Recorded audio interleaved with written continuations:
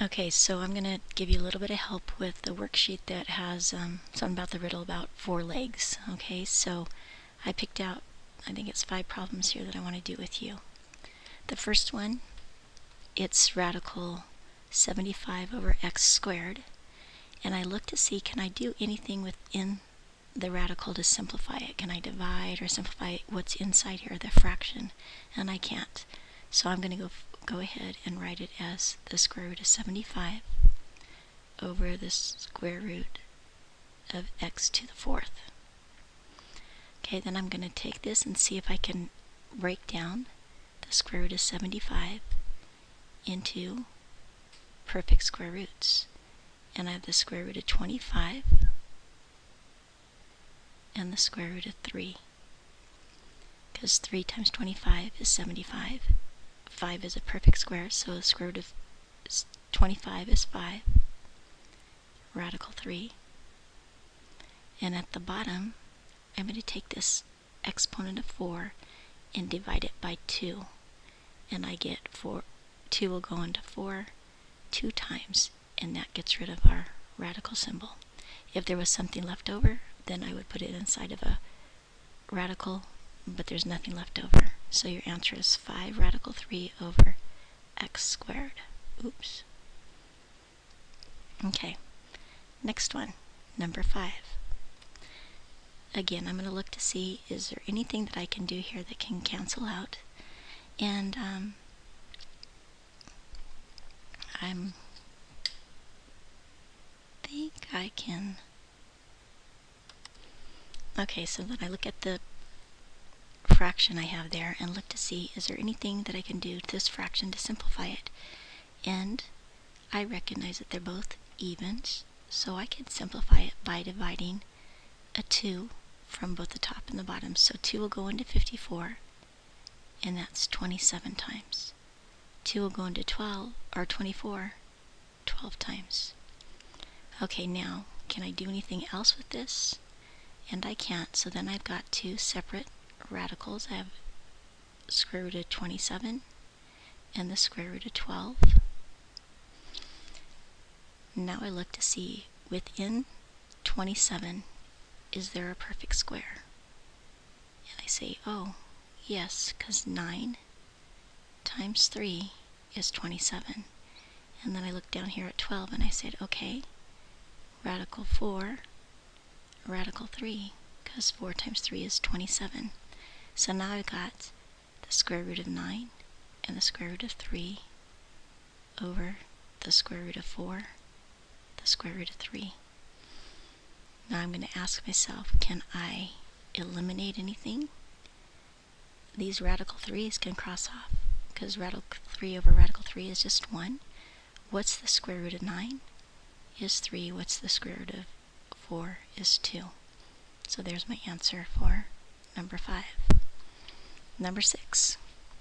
You'll notice that there's a negative on the outside, and so throughout the whole problem I am going to keep that negative. So I'm going to keep the negative here. Can I do anything to inside this fraction to simplify it? How many times will 5 go into 6? 1 time with 1 left over. How many times will 5 go into 10? 2 times, and it's still under the radical. Ask yourself, is there a perfect square within that radical 12? And there is. Remember, keep the negative. We've got radical 4 and radical 3. Keep the negative. What's the square root of 4? 2. Radical 3. And that's your answer for that one. Okay, number 18. Okay, look, I have 2 radicals. I have the 5 square root of 3 and then the square root of 10 on the bottom. I can't do anything to simplify. I can't cross anything off. So I'm going to keep the 5 radical 3 at the top. At the bottom I have radical 10, but remember we cannot have a radical in the denominator. So I'm going to multiply both top and bottom by radical 10. So at the bottom I have 10 times 10 is 100, and at the top of my fraction I have 5 radical 30 because 3 times 10 is 30. Okay, what's the square root of 10? Or 100, which is 10. At the top I still have 5 radical 30. And I look and say, can I cancel anything between the 5 and the 10? Let me find my cursor. I lost it.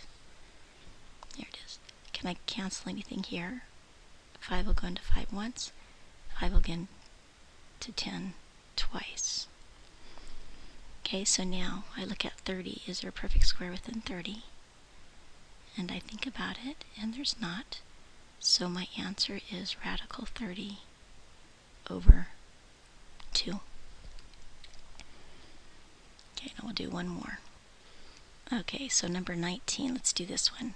Okay, I look to see if there's anything that I can simplify between the radicals. I have radical 11t squared and radical 6t. And I can't do anything there. So I'm just going to go ahead and rationalize the denominators. That means I'm going to multiply top and bottom by radical 6t. Radical 6t. Okay, at the bottom I have radical 36t squared. And at the top I still have my 2, but then I have radical 66t squared, because I multiplied 6 times 11 is 66, and then I should multiply 2 plus one more. This one should be radical 3 instead of a 2. Okay, so now I look at the bottom of my fraction, and can I simplify that? And I can, because square root of 36 is 6. Square root of t squared is just t. That's my bottom of my denominator. And the top, I'm going to keep my t, or my 2 for now. I've got radical 66, and then I've got radical t to the third, or cubed. Now with that radical t cubed, I'm going to divide that by 2, and I just get 1, so I have 1t, and I have a leftover t, and it's still under the radical symbol. Okay, so let me move this down. This is what I've got at the top so far. A t, a radical t, I have a 2, and a radical 66, because I used all these. And at the bottom, I have 6t. Okay, now you're going to go through and you can cancel some things. Let's see, the 2 and the 6. Can I cancel that? Yes, 2 will go into 2 once, 2 will go into 6 3 times. The t that it doesn't have the radical, can I cancel that? And I can, because t over t is just 1. And now I have radical 66. And I also have a t within a radical, so I'm going to put them all under 1, all over 3. And if you look to find that on your answers, you'll find it. It's there. Okay, hopefully that helped a little bit for those people that are having a little bit of trouble with it.